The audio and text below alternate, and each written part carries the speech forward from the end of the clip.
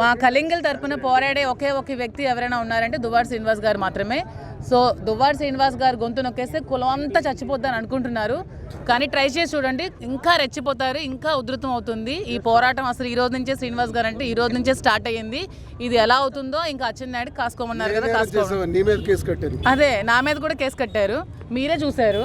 మీ media సమక్షంలోనే నేను ప్రశాంతంగా కింద కూర్చొని దువ్వాడ శ్రీనివాస్ గారిని విడుదల చేయాలని మేము కోరుకున్నాము. ఒక ఎమ్మెల్సీగా అతన్ని తెచ్చి ఎందుకు ఉంచారు, అతను ఏమైనా భూ కబ్జాలా భూదందాలా ఏం చేశారు, ప్రశ్నిస్తే అరెస్టులు చేసి తీసుకెళ్లి స్టేషన్లో పెడతారా, 2 గంటలు విచారణ చేస్తారా ఒక సిట్టింగ్ ఎమ్మెల్సీని అంటే నన్ను కూడా ఈడ్చుకెళ్ళి ఒక ఆడదాన్ని నన్ను కూడా చూడుకున్న స్టేషన్లో పెట్టి నా మీద కూడా కేసులు బనాయించారు.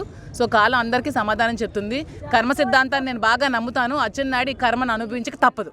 నేను గతంలో మీడియాలో ఇచ్చినటువంటి స్టేట్మెంట్లకు సంబంధించి ఆయా స్టేట్మెంట్లో నేను బూతులు తిట్టానని, దుర్భాషలాడానని నాకు సంతకం పెట్టమన్నారు.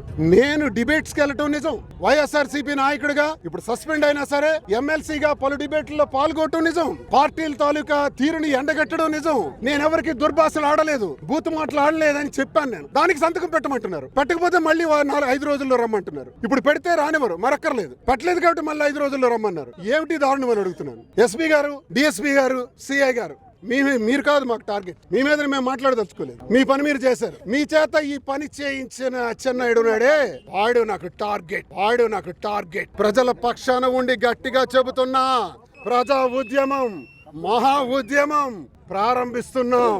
కాబర్దార్ అచ్చెన్నాయుడు, పోలీస్ చర్యలు పోలీసులు చేయని, చట్టానికి నేను గౌరవిస్తాను. అంబేద్కర్ సాక్షిగా చట్టాన్ని గౌరవిస్తాను. చట్టానికి లోబడి నేను అన్ని సహకారాలు చేస్తాను. ఎస్, మళ్ళీ వస్తాను 5 రోజుల్లో. వచ్చి నా పూర్తి సహకారాన్ని అందిస్తాను. ఏం చేయబోతున్నారో చెప్పండి, ఎందుకు పిలిచారో చెప్పండి, దమ్ముంటే చెప్పండి. నేను ఒకవేళ 7 years అబౌవ్ నా సెక్షన్ అయింటే ఇప్పుడు అరెస్ట్ చేయండి అయ్యా, జైల్లో పెట్టండి అయ్యా. నేనే భూదందాలు చేయలేదే, అక్రమాలు చేయలేదే, అధికార దుర్వినియోగం చేయలేదే, కుంభకోణాలు చేయలేదే, మీలాగా లాంటి చరిత్ర నాది కాదు కాబట్టే అంబేద్కర్ సాక్షిగా వారి పాదాల ముందు ధైర్యంగా ఈ రోజు నిలబడి మాట్లాడుతున్నానే. ఏం కేసులు పెడతారబ్బా? ఐటీ కేసులు పెట్టి నిర్బంధిస్తే దువ్వాడ శ్రీనివాస్ మాదిరి భయపడిపోతారా? రెచ్చిపోతాం, మరింత రెట్టింపు ఉత్సాహంతో ముందుకెళ్తాం. జాగ్రత్త.